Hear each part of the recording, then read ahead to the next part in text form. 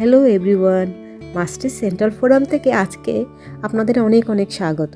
জানি আপনারা সবাই গরমে হাঁসফাঁস করছেন, কাজ ছাড়া বাইরে বেরোতে মনেই চাইছে না। মন খারাপ না করে চাইলে তাই আপনারা আজকে একটু আমার সঙ্গে ঘুরেই আসতে পারেন। আজ আমি আপনাদের নিয়ে যাব মাস্টিস শহরের একেবারে প্রাণকেন্দ্র মাস্টিস সেন্ট্রাল ফোরামে। মুসে নদীর উপর গড়ে ওঠা এই নতুন ব্রিজটিকে ক্রস করে আমরা পৌঁছে যাব মাস্টিস সেন্ট্রাল ফোরামে। এখানে রয়েছে প্রায় ৫,০০০ বছরের পুরনো সেন্ট জনস ও সেন্ট সার্ভাটিয়াস চার্চ, মাস্টিস সিটি হল, সেন্ট সার্ভাটিয়াস ব্রিজ, যেটি মাস্টিসের সবথেকে পুরনো ব্রিজ। এই যে চার্চটি রয়েছে এটি কিন্তু প্রায় ৫,০০০ বছরের পুরনো সেন্ট সার্ভাটিয়াস চার্চ। মুসে ফোরামের দিকে যেতে গেলেই একেবারে সামনেই রয়েছে এই চার্চটি।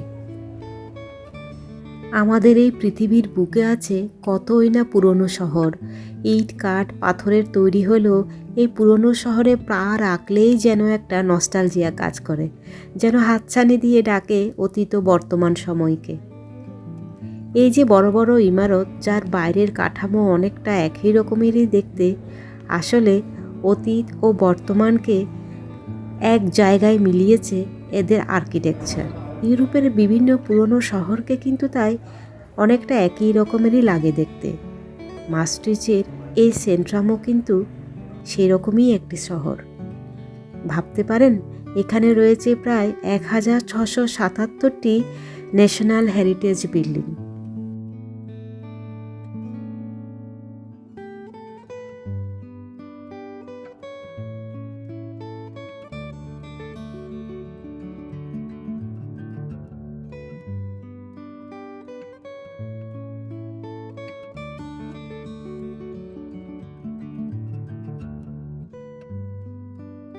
পুরনো স্মৃতি ও সংস্কৃতিকে ধরে রাখতে পথেই দেখা মিলল কাঠের তৈরি এই সাইকেলটিকে, যা নেদারল্যান্ডের সংস্কৃতিরই অঙ্গ। নেদারল্যান্ডের মানুষের কাছে সাইকেল একটি বাহনই নয়, সাইকেল তাদের কাছে আবেগ। তাই তো নেদারল্যান্ডকে বলা হয় সাইকেলের শহর।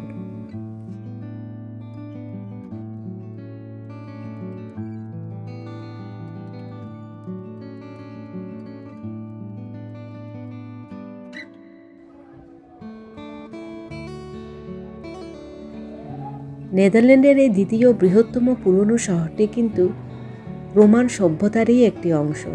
মধ্যযুগে যে নদীপথে বাণিজ্যিক ব্যবস্থার প্রচলন ছিল, এই মাস্ট্রিচই হলো তার মূল কেন্দ্র। মাস্ট্রিচ শহর ঘুরতে এলে তাই আপনাকে অবশ্যই আসতে হবে এই মাস্ট্রিচ সেন্ট্রাল ফোরামে।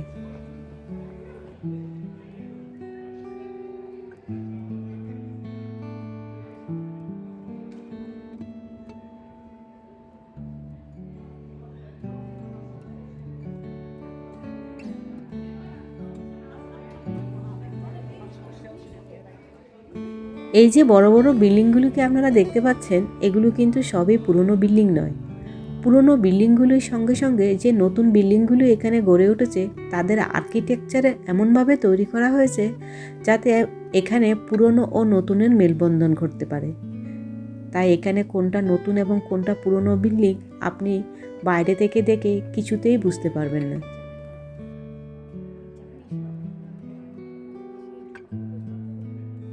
সৌন্দর্যায়নের সঙ্গে সঙ্গে এই বড় বড় বিল্ডিংগুলিতে গড়ে উঠেছে নামি দামি হোটেল ও নামি দামি কোম্পানির দোকান। সঙ্গে রয়েছে রোড সাইড রেস্তোরাঁও। কোন দিকে যাবে? এদিকে চল।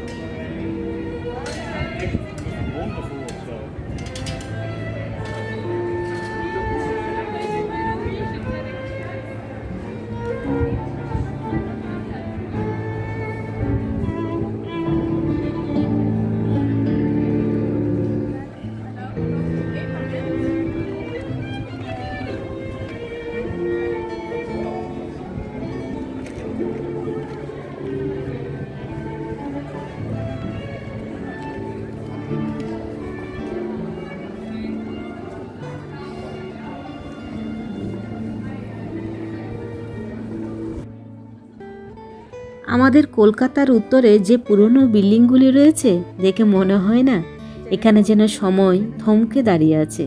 এখানেও কিন্তু তাই, তবে পার্থক্য হচ্ছে এখানে অতীত ও বর্তমানকে এক সুতোয় গেঁথে রাখা হয়েছে। পথে হাঁটতে হাঁটতে মনে হচ্ছিল এ পথ শেষ না হলেই তো ভালো হতো।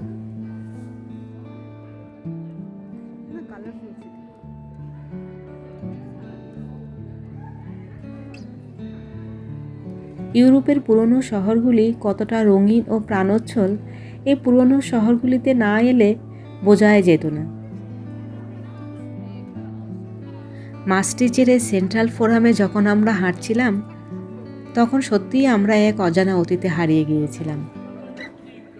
এই অজানা জগতে এতটাই বিভোর হয়ে পড়েছিলাম যে মাঝে মাঝে আমি ভিডিও ধারণ করতেই ভুলে গেছি। হাঁটতে হাঁটতে এবার আমরা এসে পড়লাম মাস্ট্রিচ সিটি হলের সামনে। এটি 1700 শতকে তৈরি। এর আর্কিটেকচার হলেন Dutch gold age painter Pieter post.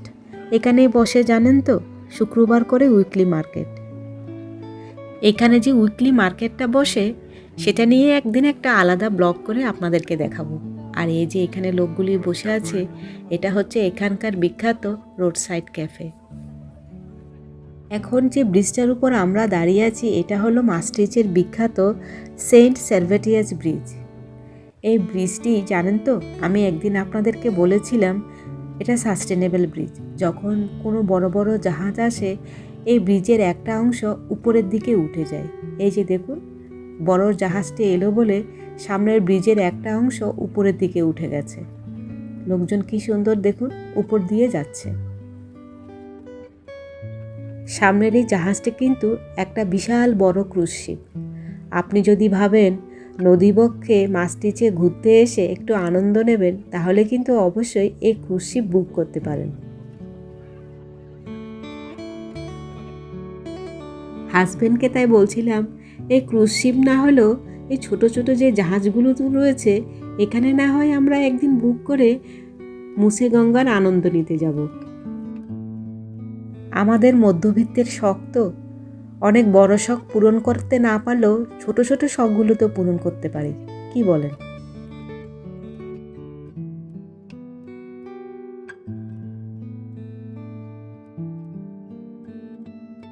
একটু আগেই বড় ক্রুজ শিপটি আসাতে ব্রিজের একটা অংশ উপরের দিকে উঠে গিয়েছিল দেখাচ্ছিলাম। এখন দেখুন শিপটি চলে যাওয়াতে আবার ব্রিজটি আগের মতো হয়ে গেছে।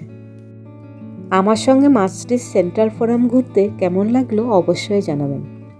দেখা হচ্ছে খুব শিগগিরই আগামী ব্লগে। ততক্ষণের জন্য বাই।